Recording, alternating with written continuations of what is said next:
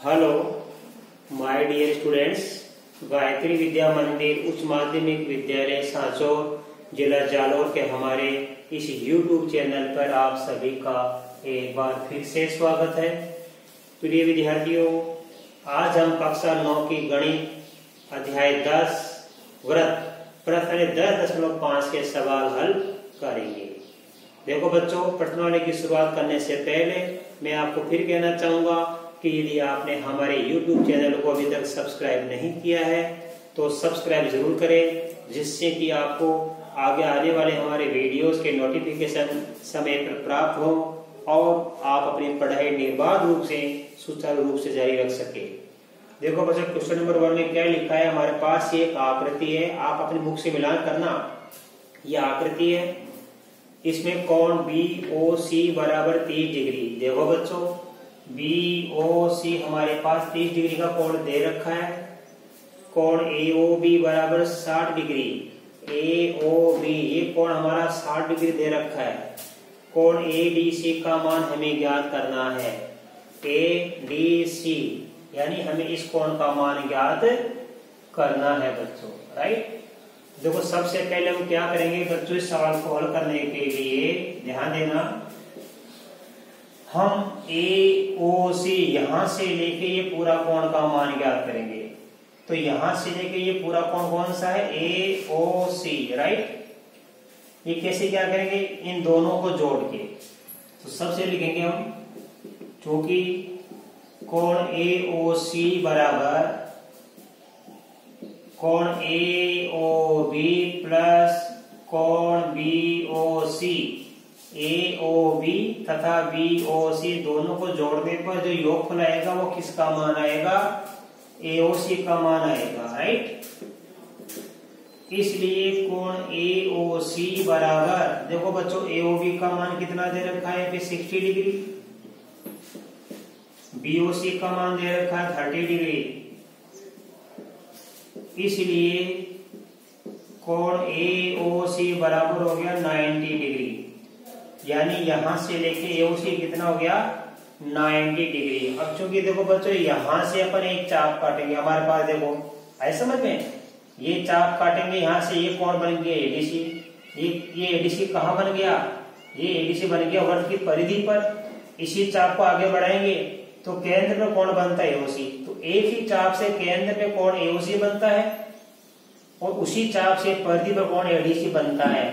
तो लिखेंगे, देखो ध्यान से, चूंकि एक ही चाप से केंद्र पर अंतरित कोण परिधि के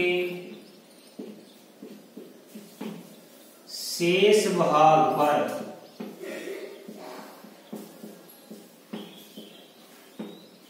अंतरित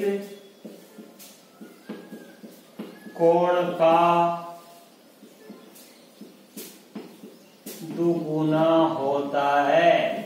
ये आपको मैंने प्रमेय 10.8 लिखाई थी कि एक ही चाप से वृत्त के केंद्र पर बना कोण शेष परिधि के किसी भाग पर बने अंतरित कोण का दुगुना होता है।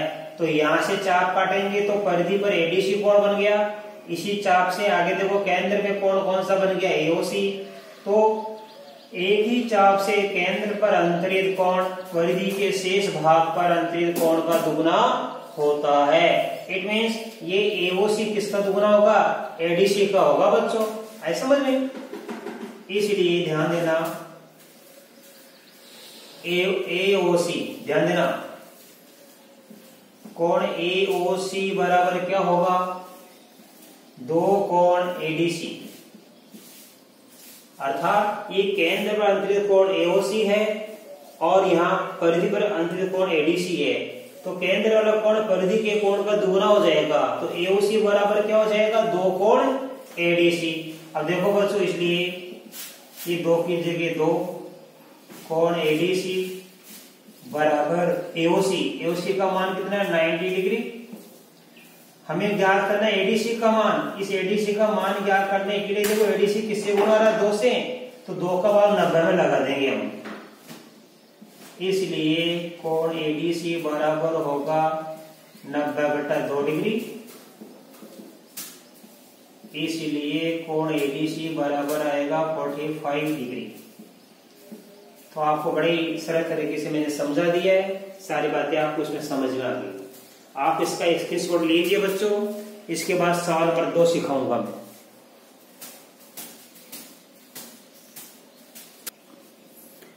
अब देखिए बच्चों क्वेश्चन नंबर 2। आप ये देखो पुस्तक में क्या लिखा है, मिलान कीजिए। किसी वृत्त की एक जीवा वृत्त की त्रिज्या के बराबर है। ये हमारा एक ओ केंद्र का वृत्त है जिसकी जीवा ए बी है। ये क्या इस वृत्त की त्रिज्या के बराबर है। ओ ए और ओ बी क्या है, वृत्त की त्रिज्या है बच्चों, और ए बी इसकी जीवा है। ये जीवा क्या वृत्त की त्रिज्या के बराबर दे रखी है। जीवा द्वारा लघु चाप के किसी बिंदु पर अंतरित कोण ज्ञात कीजिए। अब देखो बच्चों जीवा ए बी है, तो ये तो क्या हो गया, हमारा चाप ए बी हो गया और ये भी चाप ए बी हो गया। क्योंकि ये चाप हमारा छोटा है, ध्यान देना, ये चाप हमारा छोटा है तो इसको बोलेंगे लघु चाप, और ये चाप हमारा बड़ा है तो इसको बोलेंगे दीर्घ चाप। हमें क्या ज्ञात करना है, इस जीवा द्वारा इस लघु चाप पर अंतरित कोण का मान ज्ञात कीजिए तथा इसी जीवा द्वारा दीर्घ चाप के किसी बिंदु पर अंतरित कोण का मान ज्ञात कीजिए। ये हमारा मुख्य सवाल है बच्चों। तो देखो ये हमारा जो चाप ए बी है, तो जीवा ए बी है, ये जीवा ए बी से बन गया ए बी चाप। तो यहाँ पे क्या लघु जो हमारा चाप है, यहाँ पे मान लो मैं एक बिंदु ले लिया सी, तो कोण बन गया हमारे पास बच्चों यहाँ पे ए सी बी। कौन सा बन गया, ए सी बी। एक तो हमें इस कोण का मान ज्ञात करना है, राइट। एक हमें किसका मान ज्ञात करना है, मान लो ये जो हमारा दीर्घ चाप है, इस पे हमने एक बिंदु ले लिया, यहाँ पे मान लो डी। तो अब हम जीवा के सिरों को इससे मिलाएंगे, ए और बी को।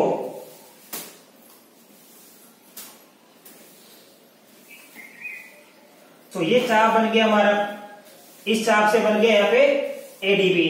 तो देखो दीर्घ चाप में कौन सा कोण बन गया, एडीबी, और लघु चाप में कौन सा बन गया, एसीबी। इन दोनों ही कोणों का मान हमें ज्ञात करना है। तो देखो क्या दिया सबसे पहले,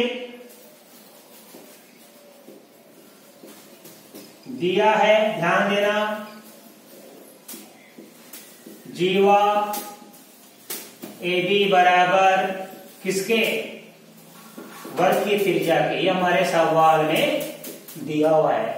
वर्ग की जीवा किसके बराबर दे रखी है बच्चों, वर्ग की त्रिज्या के बराबर दी हुई है। इसलिए यह ओ ए, ओ बी और ए बी, तो क्या लिखेंगे, इसलिए ओ ए बराबर ओ बी बराबर क्या होगा, ए बी। यानी यह जीवा इस ए बी और ओ बी त्रिज्या के बराबर होगी। इसलिए देखो यहाँ पे ये त्रिभुज ओ ए बी क्या बन गया, समबाहु त्रिभुज। इसलिए ओ ए बी एक क्या बन गया, समबाहु त्रिभुज है बच्चों। ये हमारा ओ ए बी क्या बन गया, एक समबाहु त्रिभुज बन गया। तो इस कोण का नाम क्या है, ए ओ बी। इसलिए कोण ए ओ बी बराबर कितना होगा, 60 डिग्री। क्योंकि समबाहु त्रिभुज का प्रत्येक कोण कितना होता है, 60 डिग्री का होता है। इसलिए ये कोण 60 डिग्री, ये भी 60 डिग्री, ये भी। इससे पर को मतलब नहीं, हमको इससे मतलब है केंद्र वाले से। तो ये ए ओ बी कोण कितना बन जाएगा यहाँ पे, 60 डिग्री। अब देखो बच्चों यहाँ पे ए की चाप से ये कोण कौन सा बन रहा है, ए डी बी। ऐसा समझ में, हमें कौन से कोण क्या करने थे, एक तो एडीबी और एक एसीबी। ये दोनों कोण का मान हमें ज्ञात करना था। तो देखो बच्चों इस कोण का मान ज्ञात हो गया, ए ओ बी बराबर कितना प्राप्त हो गया, 60 डिग्री। तो ये केंद्र पर त्रिकोण है और इसी चाप से परिधि पर कोण कौन सा बन गया, एडीबी। इसलिए ध्यान देना कोण ए ओ बी बराबर क्या होगा, एडीबी। दो कोण एडीबी। आई समझ में, यहां पे ध्यान दो, ए ओ बी ये केंद्र पर त्रिकोण है और इसी चाप, देखो यहाँ की चाप कटाई है, इस चाप से देखो ये कोण बन गया एडीबी, और इस चाप से कोण बन गया एओबी। ये परिधि पर अंतरित कोण है, ये केंद्र पर अंतरित कोण है। तो केंद्र पर अंतरित कोण किसके बराबर होता है? अभी आपको सिखाया, परिधि पर अंतरित कोण का दुगुना होता है। इसलिए कोण एओबी बराबर हो गया 2 कोण एडीबी।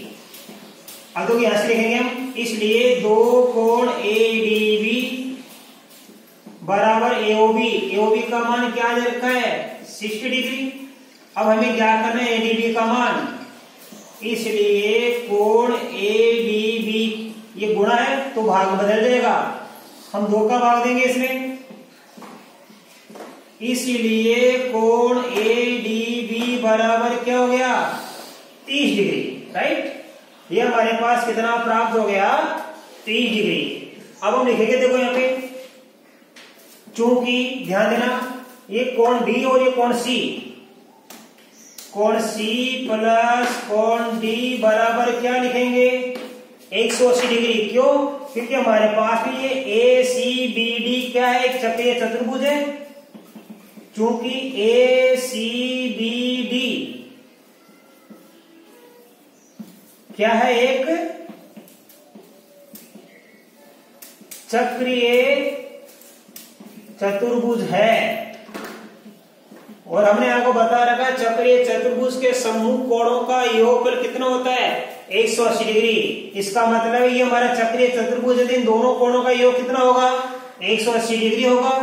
अब देखो बच्चों, ए डी बी यानी डी का मान तो हमें ज्ञात है, डी का मान 30 डिग्री है, डी का मान 30 डिग्री ज्ञात है, सी का मान हमें क्या करना है? इसलिए ध्यान देना, कोण सी की जगह कोण सी और डी की जगह हम लिख देंगे कितना? 30 डिग्री लिख देंगे हम, बराबर 180 डिग्री। इसलिए कोण सी बराबर कितना हो जाएगा? 180 माइनस 30 बराबर बचेगा 150 डिग्री। इस सी का मान कितना प्राप्त हो गया? 150 डिग्री। और सी का पूरा नाम क्या? एसी भी। इसलिए कोण ए सी बी बराबर कितना प्राप्त हुआ? 150 डिग्री। तो ये एसीबी कहां बन रहा है? ये लघु चाप में बन रहा है। तो ये तो है लघु चाप का कोण, लघु चाप में बना कोण। और ये एडीबी, एडीबी कहां है? दीर्घ चाप में बना कोण। और ये हमारा दीर्घ चाप में बना कोण। तो हमें यही क्या करना था? एक आंसर यह आ गया और दूसरा आंसर यह आ गया। पुनः देखो एक बार, हमारे सवाल क्या है? एक वर्ग की जीवा वर्ग की त्रिज्या के बराबर है, ऐसे समझे। तो जीवा क्या करेगी? वर्ग को लघु चाप और दीर्घ चाप में विभाजित कर देगी। तो लघु चाप और दीर्घ चाप में अंतरित कोणों का मान ज्ञात कीजिए। लघु चाप में तो बन गया एसीबी कोण और दीर्घ चाप में बन गया एडीबी कोण। इनका मान हमको ज्ञात करना है। क्योंकि एबी जो जीवा वर्ग की त्रिज्या के बराबर है, तो ये तीनों भुजा क्या हो जाएगी? बराबर। इसलिए एओबी हो गया समबाहु त्रिभुज, और समबाहु त्रिभुज का प्रत्येक कोण 60 डिग्री होता है। तो एओबी कितना हो गया? यहाँ पे 60 डिग्री। अब ये क्या एक ही चाप से केंद्र पे बना कोण है, और एक ही चाप से ये एडीबी परिधि के शेष बिंदु पर बना कोण है। तो ये एओबी इसका डबल होगा, एओबी बराबर 2 एडीबी। तो एडीबी का मान क्या करने के लिए एओबी में किसका भाग देंगे? 2 का, 60 2 का भाग है 30 डिग्री।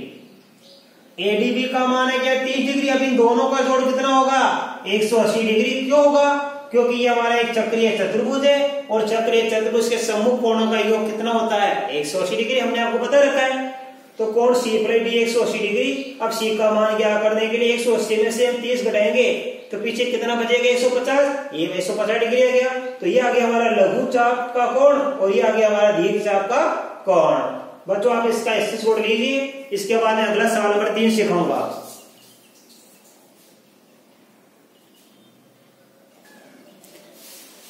अब देखिए बच्चों, हमारा क्वेश्चन नंबर 3, सवाल नंबर 3 देखिए। हमारे पास ये एक आकृति दी गई है, राइट। इसमें कोण पी क्यू आर का मान 100 डिग्री दे रखा है। देखो ये रहा पी क्यू आर, इस कोण का मान 100 डिग्री 100 डिग्री दे रखा है। कोण OPR का मान हमें ज्ञात करना है। क्वेश्चन मार्क यानी हमें ज्ञात करना है। OPR, इस कोण का मान हमें ज्ञात करना है। ये बिंदु P, Q तथा R कहाँ स्थित है? हमारे इस वृत्त की परिधि पर स्थित है। तो सिंपल सवाल बच्चों, इस PQR कोण का मान 100 डिग्री दिया हुआ है, राइट, और हमें कोण इस OPR का मान ज्ञात करना है। तो कैसे करेंगे? अच्छी तरह समझना। हमारे पास देखो यहां पे ये एक चाप है, ऐसा समझ में। अब देखो यहां से ये चाप काट दिया इस Q बिंदु से, तो ये कोण बन गया PQR। इसी चाप को बड़ा करेंगे तो यहां पे ध्यान देना आप, ये केंद्र में कोण बन गया नंबर 1। यहां कितना कोण बन गया? ये PQR, और इसी चाप को बढ़ेगा केंद्र कोण बन गया 1। तो लिखेंगे देखो, चूंकि ये कोण कौन से PQR, PQR बराबर कितना है? 100 डिग्री, राइट। ये एक नंबर है, यहां पे एक नंबर। अब आप ध्यान देना, हम जानते हैं, देखो ध्यान से, परिमेय 10.8 से, क्योंकि एक ही चाप से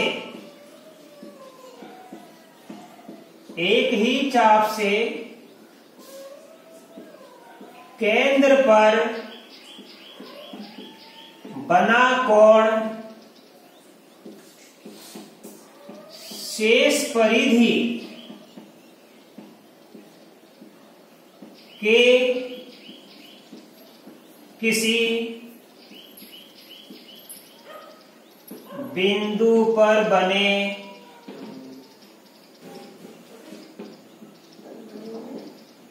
कोण का दुगुना होता है। यही परिमेय 10.8 लिख सकते हैं आप लिख सकते हैं परिमेय 10.8 से, क्या इतना लिख सकते हैं आप। ये आपको याद होनी चाहिए। 10.8 कौन सी है? एक ही चाप से केंद्र पर बना कोण शेष परिधि के किसी बिंदु पर बने कोण का दुगुना होता है। तो ये कोण Q वाला और एक नंबर वाला एक ही चाप से बने, तो एक ही चाप से ये तो बन गया परिधि पर कोण, और ये बन गया केंद्र पर कोण। कौन सा बन गया? देखो ये चाप डायरेक्शन है, ये चाप, एक चाप ऐसा होता है, ऐसा समझ में। तो इस एक ही चाप से कोण बन गया।